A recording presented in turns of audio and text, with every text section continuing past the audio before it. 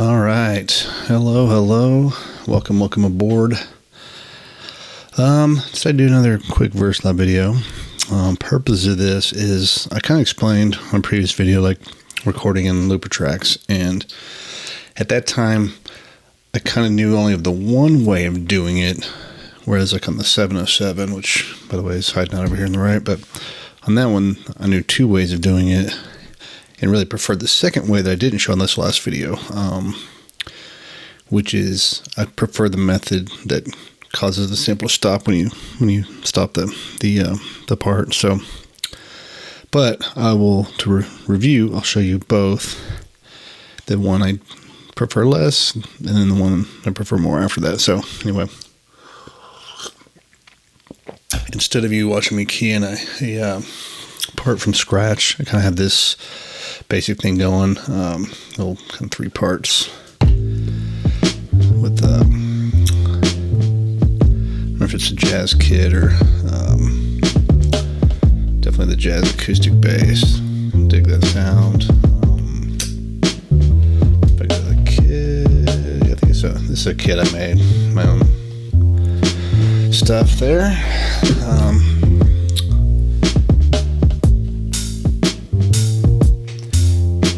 Add a little hi-hat.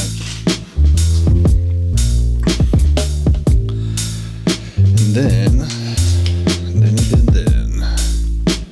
kind of add a little bit of this action.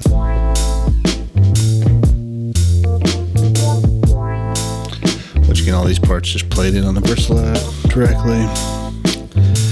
And then if I look at input, so that's kind of the first thing is I'm routed into the external ends. So you can do input, see what we're on. So I'm on mic in off, so I'm using the line in. And external level, I just have that maxed.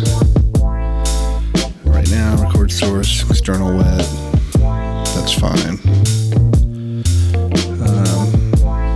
Right now it's set to recorded measure. Now this actually will be the amount of measures recorded on the looper track, so I'm trying to think of what I want to do.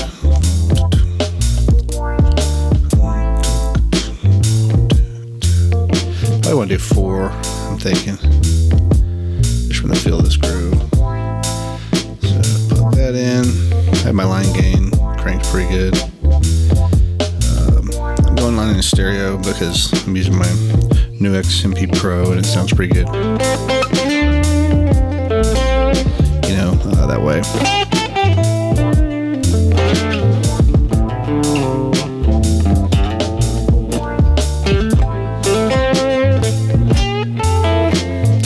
Jam around while you're I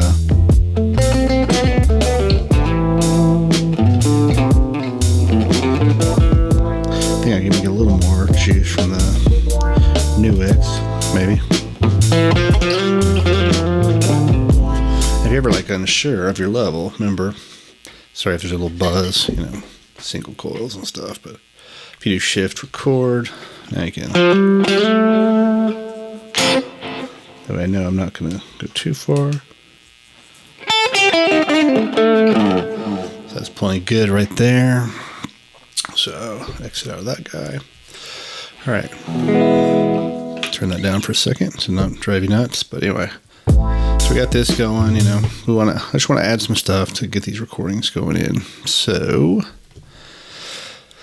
I'm just looking at my steps here. I'm going to go into the instrument track. So right now, these default to, whether you're on note mode or section select mode, these default to like tone tracks. So I'm going to hit clear in the track, hit OK, and I'm going to create a looper track. And what I might do is just do 2 of them. What the heck? So this guy here, same deal, clear. And you can only have 2 looper tracks, but we'll make use of both of them. So right now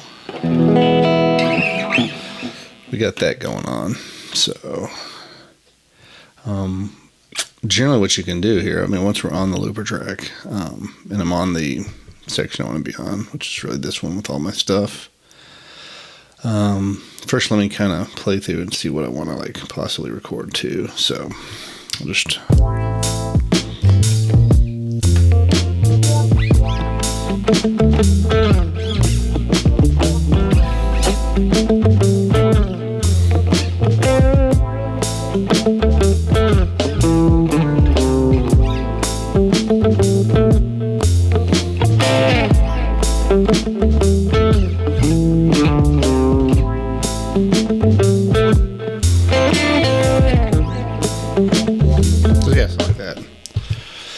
now, when I record, actually if I face certain ways, I have less buzz. Less buzz. So we'll try this.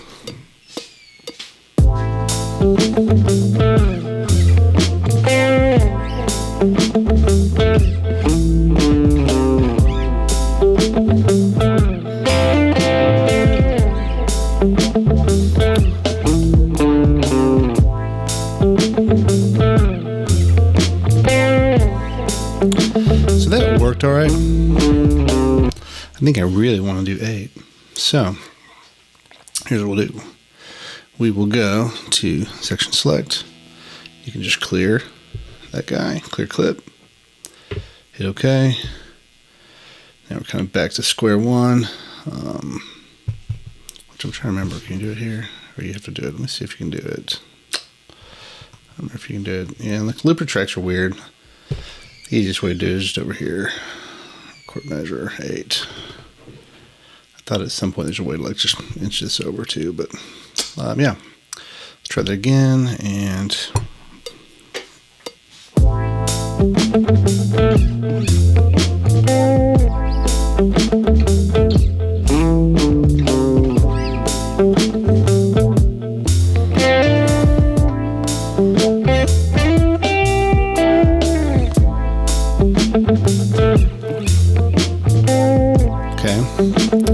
the great thing about looper tracks, once you record it in, it just plays, man.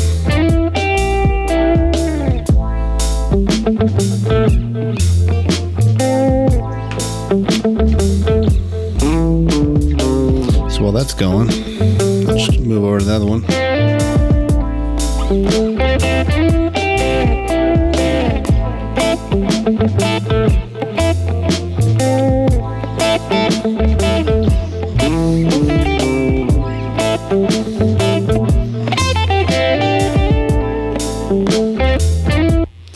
Alright, let's do something kind of skanky.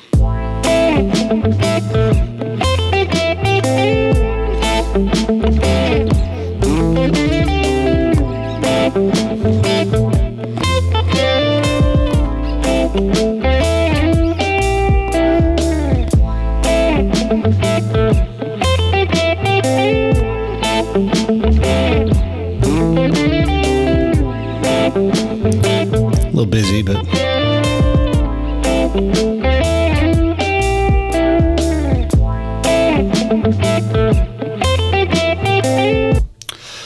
I think the parts will at least suffice for this illustration. So, setting down the old noisy guitar. All right, so now we got 2 tracks, 2 looper tracks, 8 bars each, and let's do some stuff with them as I go look at my stuff. Okay, and so what I want to do is I'm going to go section select. All right, let's go back to this first one. So we're on our instrument 1 track. Now I want to go to edit in the value. So edit value. And now we go to sample edit. And you could do start in, all that kind of stuff. Just in case, I'll normalize it. Just, you know, as a habit. So I like to go -1 dB for that. And I'll just do normalize execute. Just in case, get it as loud as I can. But it's already pretty close, so probably not doing that much extra. And then I'm going to go ahead and export the sample. You know, yeah. I think it's worth doing just so you have a copy case you just lose these looper tracks, in case the world ends, and yeah, you just want to cover your bases. Okay, did that, and now let's go into the other one. Let's exit out of there, go to this track. Same deal, because this is highlighted, we'll do edit value, sample edit, same stuff. Normalize that guy.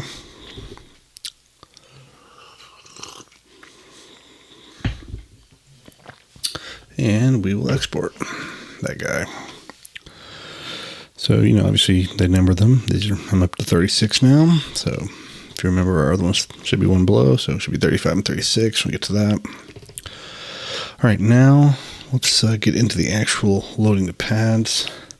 So let me take a track that I'm not using, i.e. like the hi-hat track. Nothing going on there. And what I want to do, well, also another thing I'm going to do while I'm here, I'm going to mute my these two tracks, the looper tracks. Now, if you're recording stuff right away, you could, you could clear those out to go ahead and record some more immediately, but I'm just going to be loading these, so I'm not worried about that. So now they're muted. If you're only, if you do it this way, it kind of protects you in case you accidentally delete something. Then you can always go back to the looper tracks and re-export them. So for right now, I got this hi-hat track. I want to get rid of it and make it a kit track. So clear hi-hat, and let's make it a drum kit track. All right. So now just a normal kit. So I'm gonna do right here is where I'm gonna load our samples. So now. Did that. So now I can press, if I have one of these highlighted, I can just press the value knob and I can choose a WAV file. So we will choose, I'm not going to not an accordion loop. I know it's tempting. It's so tempting. One of these days I am going to load an accordion loop just to mess with your head. So right here we got 35 and 36 should be our guys. I think, well, I thought there's a way to hear it. But either way, I know this wasn't them anyway, so I'm just going to load it in.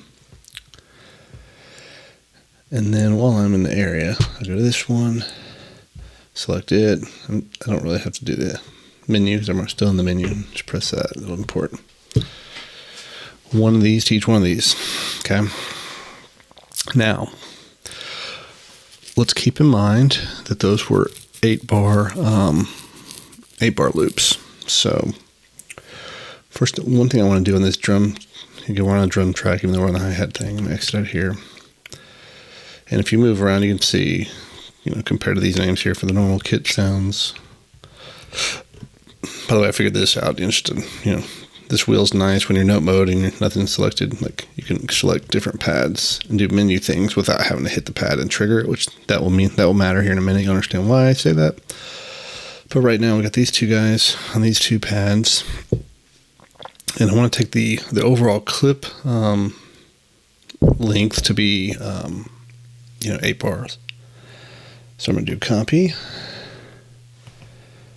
duplicate, and duplicate. So now it should be 8 bars. The other way you can do that also is I think it's edit and the measure, which 128 is 8 bars. So step length. Okay, so we go. The reason for that is now what I want to do is for each one of these guys, I want to place a note, right? So I'm going to do one there. And on this guy, I'm going to do one here. And you can see it's just playing the sample. So now, theoretically, what I can also do when I go back to this guy, I can edit the step. I'll go all the highest velocity I can on that guy. I just got one of them. Did I only do one of them?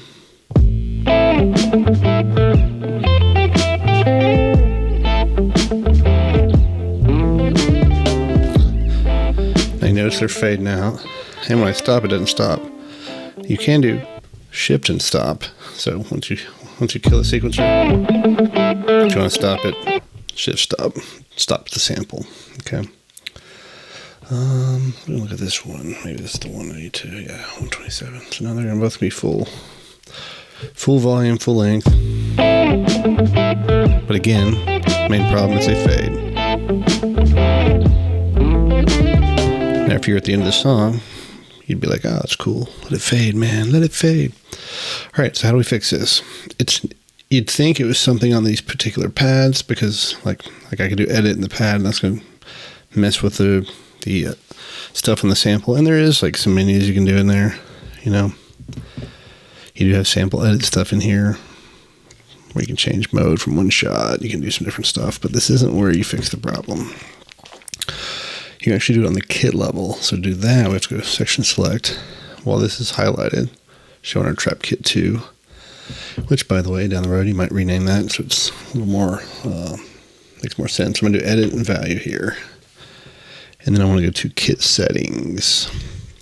All right, I believe that's it. Okay, yeah. All right, and then once we're in kit settings, what we want to do is find the decay value. Okay. And we want to max that bad boy out. So it should go all the way to plus 63. And then we exit out of here. And then we are going to play through, and theoretically, cross your fingers, they shouldn't fade.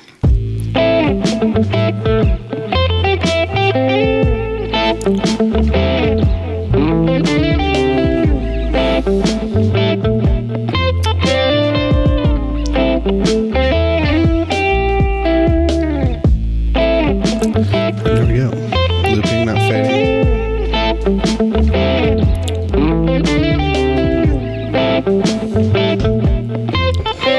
But then we have this still annoying thing. I have to do this every time I shut it off. It's like, I gotta do that.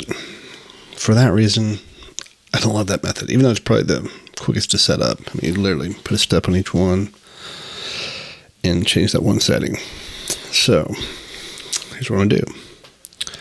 Now I'll leave this step on there because even in the second method, we would start with a step. I'll leave the step, but I'm gonna set this back. So if I'm on this kit, set this back, kit setting, I'll set this decay back where it was, which should have been 0.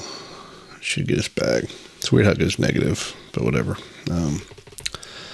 So now we should have the same problem with the fading.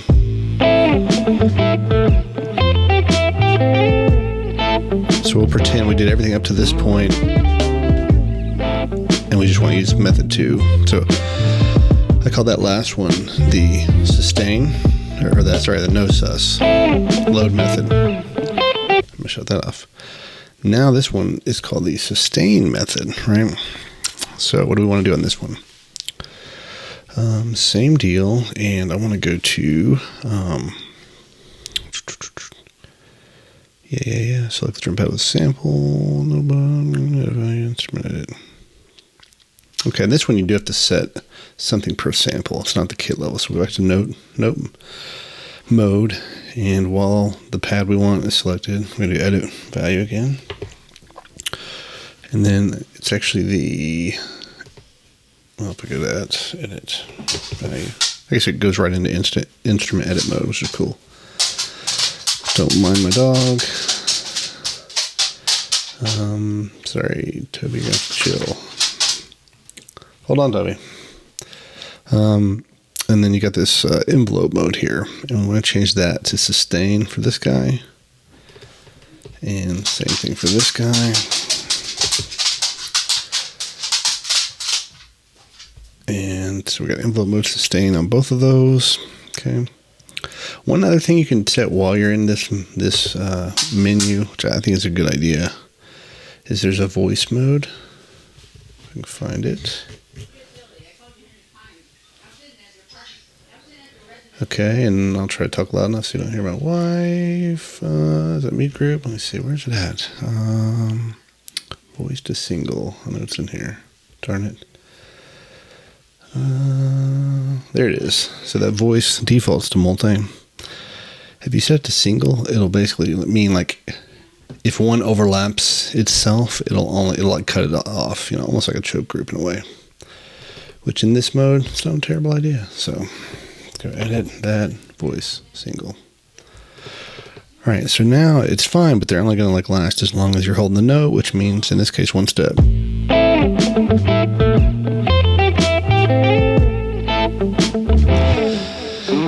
But also because they're still set as 1 shots, that's why they still, you know, release longer. But so here's what we're going to do.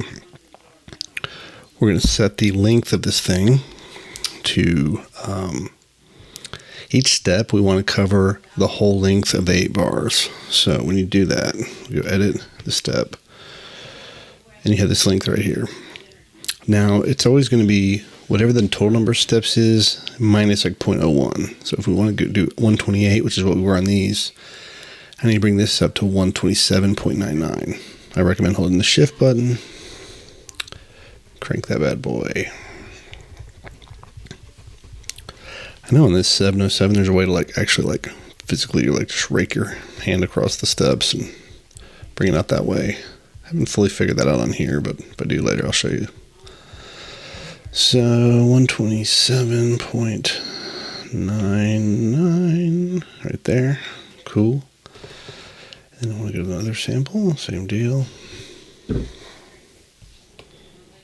Same deal. 27.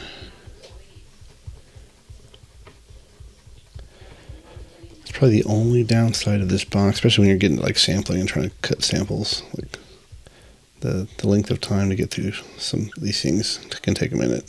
So, but you know, first world problems. All right. So now we got those set to that. So now it'll basically go, but you still have the kind of fading out issue. I mean, you have it won't fade out while playing. So I'll just play it all the way through, let it loop through. And by the way, these are a little loud for my taste.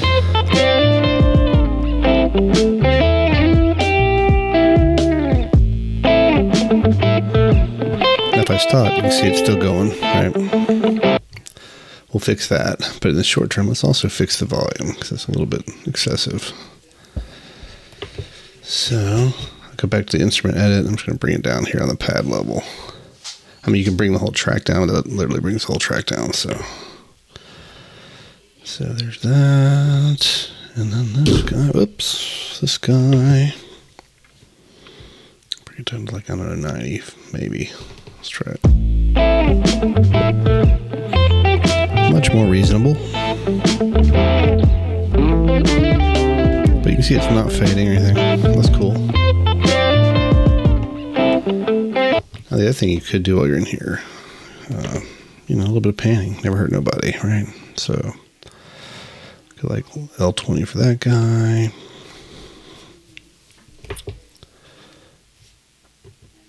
And R20 on this guy. You know, and you could even like individually send, you know, certain amounts of like reverb and delay. I mean, kits are a whole different deal.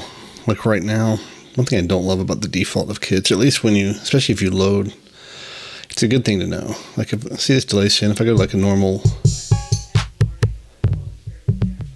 in fact, I think I went through and dropped these down. I think like the default is certain ones have some delay send. I think on the reverb. Yeah, like a lot of the normal kits, like load with a 60 on the reverb send. But do know, like anytime you load a sample, it maxes the delay in reverb. Now it's not a big deal initially because on the kit level, so we go back to the kit settings, right? So that's selected, edit. On the kit settings, right now we have delay and reverb send, like at 0, right?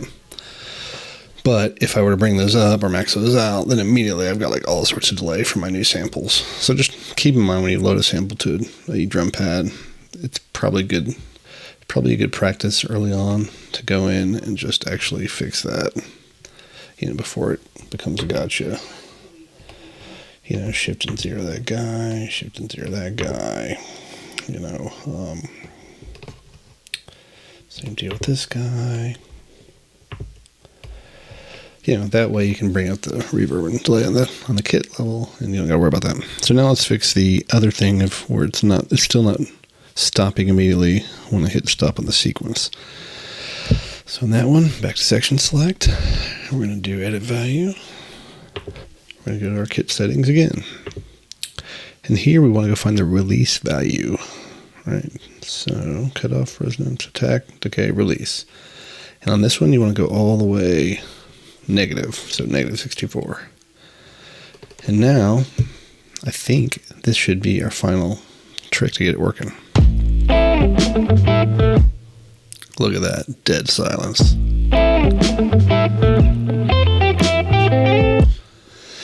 And now you know why I so prefer this. Really the only hassle on this version is really having to set those step links to the end.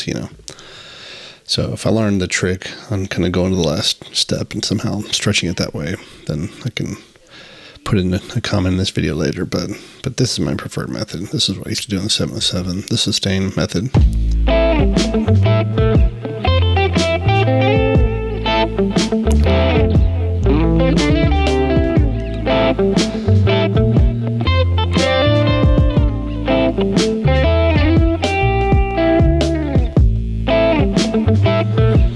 Ignore the fact that it feels like there's a delay at the very end that causes it's like a long pause and it's restarting, so.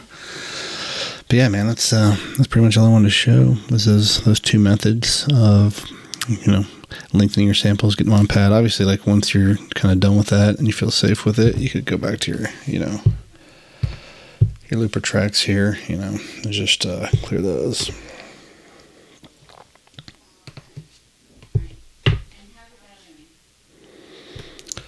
Remember to unmute those, and yeah, we're back where we're at,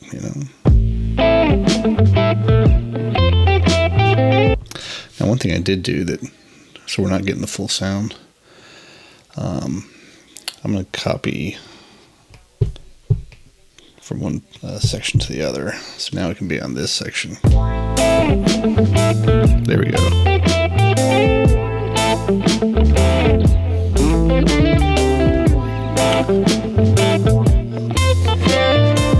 Now, normally, in any good jazzy reggae band, nobody would ever allow their two guitars to be this active on one part.